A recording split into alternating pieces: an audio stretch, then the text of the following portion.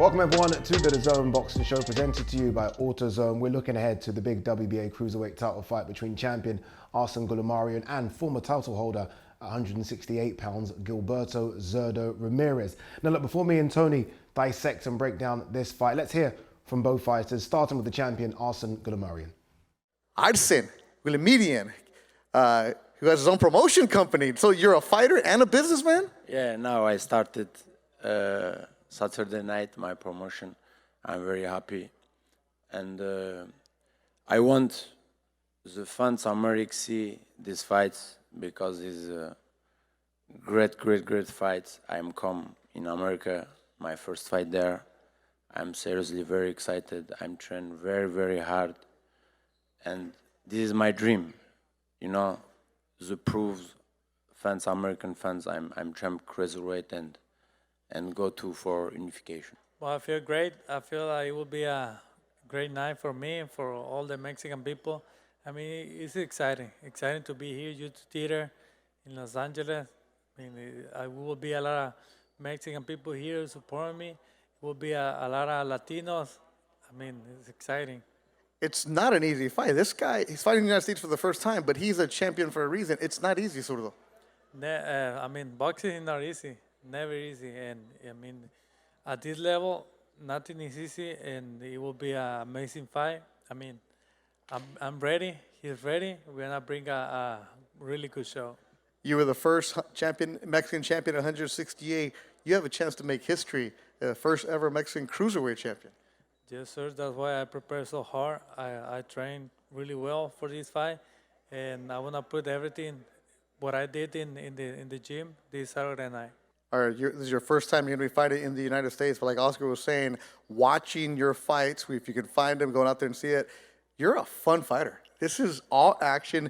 You're a big guy, cruiserweight, but you don't go from anywhere. You stand in the middle, you trade with them. Is that the kind of fight we should see, all action on Saturday?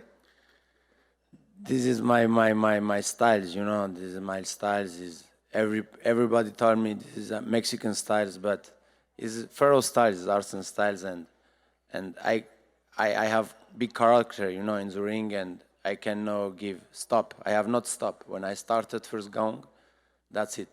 Or 212 maximum, or finish it, and that's it. You go home. You get after it. You've been training with Abel Sanchez in Big Bear, California. So Abel, of course, trained Triple G. That's where we're getting the Mexican style, the attitude. Abel's been telling me about you for a couple of years now. He's like, this guy right here, when everything works out, you're going to love his style. And Abel doesn't give many compliments to a lot of fighters. So he said that you're just one of the guys that in the gym, he loves working with you. What have you learned from Abel? I learned control my temperature in the ring, you know, because I want the war, but intelligent war is better. And when I come in Big Bear first time, I want just, you know, punch. But he give me, you know, correction in the ring, my style, my position, my everything, and he changed me. And I'm warrior in the ring, you know. I want war, but war intelligent. Yeah. That's it. Intelligent warfare on Saturday. You know, Zurdo Ramirez and you guys look at each other, respect each other. He's a former champion. There's no animosity. This is just business. But I heard you say that you're going to stop him. Is that true? I want this one because, you know, it is Golden Boy show, and you know what happened, you know, in the ring when you go to 12 rounds. I don't like when go to 12 rounds you think you beat or you don't beat. Don't leave it to the judges. Yeah, that's it. And you must prove and go make another fight, great fight. Me and you've always been speaking about cruisers. Obviously, you're a former cruiserweight champion, and I guess it's been heightened in recent years because of Jai Pataya. Right? Yes. Everyone's now excited about him. The comparisons to Alexander Usyk have been made. But if you look at the long-standing champion, it actually is Goulamirian. It is, but he doesn't fight. Yeah, that's the problem, I guess, right? We don't see from him, we don't really hear from him. It has just been one fight. That was back in 2022 in the last 4 years. That's insane. Which just isn't enough for anyone, let alone a champion. A great win at that, I must say, in Negrov, but not active enough, Addy. Whether that's down to promotional issues, whether that's down to management issues. He's had injuries, promotional issues, as you say. Okay. Yeah, couldn't find a home in terms of a broadcaster. Wow. Now looks like he's found one with DAZN, and I guess for him, You look at the cruiserweight division, I mean, you were speaking about it off camera earlier, you look at what's available now, Chris Williams-Smith, Richard Riakporte, maybe the winner of a Pataya versus Bradus. Goulamirian needs to get busy. Without a shadow of a doubt. He's lost many years, prime years of his career. So it's about getting back on track for him. But this is no easy fight. Yeah. Zurdo is someone who comes with pedigree, someone who comes with an awful lot of experience. Yeah. But is he big enough and strong enough? I don't think he is. But what he does have is a work rate that's enough. Yeah. And he may be able to just manoeuvre around Goulamirian for long enough, because he's the man who's had a lot more bouts, more recent activity has been through the roof. And I just think that he may be able to just outwork Goulamirian, because, and I'm not going to lie, I think it'll come down to pure ring rust.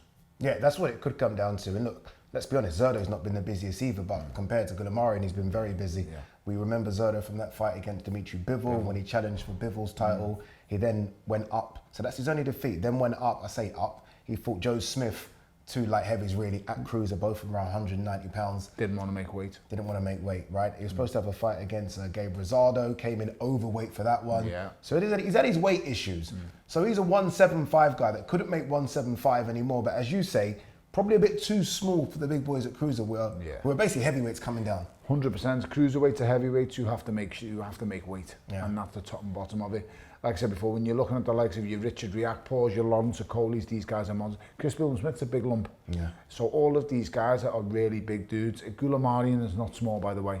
He's a lump. And if I was Goulamirian going into this fight with Zurdo, I would be looking for size to play a big factor in the fight. Put the pressure on him, wrestle with him on the inside, and draw his strength immediately. Do not let this guy box you at range. Do not let this guy try and put you on a jab or be slick or the better boxer. You've got to make this rough. You've got to make this hard from the get-go. Show him who the bigger guy is, basically. Without a shadow of a doubt. Bully him. Yeah. And I think Zurdo likes a fight, so I don't think Zurdo will be found wanting, but I just think Goulamirian's inactivity and this ring rust, it may cost him. Yeah, and we hope that if Goulamirian does win, we start to see some activity. And if Zurdo wins, same thing. Both guys, I think, need to start boxing. We are seeing it now with a lot of boxers, right? 4 times a year, Joseph Parker. 4 times a year, Anthony Joshua. In 12 months at least. You're seeing the best of both of them.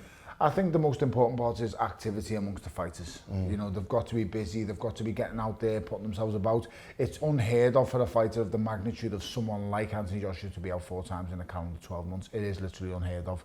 You know, you see the likes, the face of the sport in the Canelo Alvarez now. He's lucky if it's twice a year. Yeah. But when, you know, if we go back 18 months, 2 years, he had all of them fights back to back really quickly to unify the super middleweight division. So they're showing you that it can be done. It's just what's at stake. And I think with Anthony Joshua right now, he's had the carrot dangled in front of him, undisputed. He wants to get there. His next fight should be for all the belts after the, you know, the displays that he's put in and after the fights that he's had.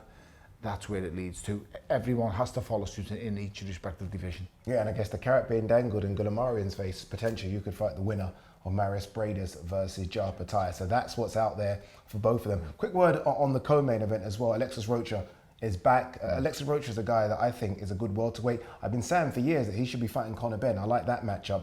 But he takes on a guy called Frederick Lawson. Again, it's a good welterweight matchup, a good comeback fight for Alexis Rocha. Hopefully, if you're Alexis Rocha and Golden Boy, you get the W, and then again the Conor Benn conversation can begin again. The thing with Eddie Hearn is he's not bothered about dealing now with promoters. He's one of the very few promoters that will deal with anyone. And when it comes to Rocha against Conor Benn, it would be absolutely huge. Yeah. It's a great, great fight. So I don't see any reason why not. I think it would be nice if we could get a world title on the line, and I think that will get it over the line, if I'm being totally honest. But with no world title on the line, I think it's a hard one to make really Very hard. Interesting point you make about world titles. Obviously, Terence Crawford, the former undisputed champion, gave one of his belts away, if you like, to Jaron Ennis. And all the governing bodies are chasing him to make defences. Looks like he's going to go to 154 pounds. So we could have a situation in a few months' time where we do have a lot of vacant belts. Now, I don't know what position Conor Benn and Eddie Hearn can get themselves in, but there could be a road and a route to fight for a world title very soon. The best way to make that happen would be look at the number 1 to number 3 in all the organisations in every governing body, and then attack one of them 1 to 3. You beat a fighter in any governing body who's in the top 3, you're going to be bang on for the title shot. So you need to start planning now. When them titles become vacant or when they're ready, attack the first one that comes to you. Okay, I like it. There you go, promoter and manager speaking. All right, final one on this. Who do you think wins? Who are you picking? It's Tough one, isn't it? It is. It's a pick 'em fight. If he was active and busy, I'm picking Goulamirian all day. Because he's not active and busy. And listen, I'm not saying Zurdo's the busiest fighter in the world, because he's clearly not. Yeah. But 2 years out the ring, Addy, do we even know what's left? No. We have no idea. So it's a proper 50-50. I'm going to edge towards Goulamirian, purely because he's the career cruiserweight. He's the bigger, stronger man of the two. And you know what? When it comes to actual lifestyles, I think his lifestyle is probably better than Zurdo's. I think his preparation is probably better than Zurdo's. Even though he's been out the ring so long, we know the excuses and the reasons why with Goulamirian. Managerial issues, promotional issues, injuries. With the likes of Zurdo, he's turned up overweight before today and he's had all the notes in the world. Yeah, no, you're right, you're right. I, though, on the other hand, again, Zurdo. I normally sit on the fence, I'm going Zurdo. The only reason why they've picked Goulamirian, they spotted something there and they said, you know what? We'll take you. We'll take that title because that's the easiest route for us to get to a world title. So I think they've seen something, the matchmakers. Matchmaking's key in boxing. And I think they see something with Goulamirian. Could be age, could be inactivity, could be skill set, but they've seen something. And that's why it makes it a great fight. I'm going Zurdo, he's going Goulamirian. We'll see you guys at the fight, March 30th, live on DAZN. Again, Alexis Rocha on the undercard as well against Frederick Lawson. Should be a good one. Make sure you tune in. The smile is gone. Seems like he's all business now.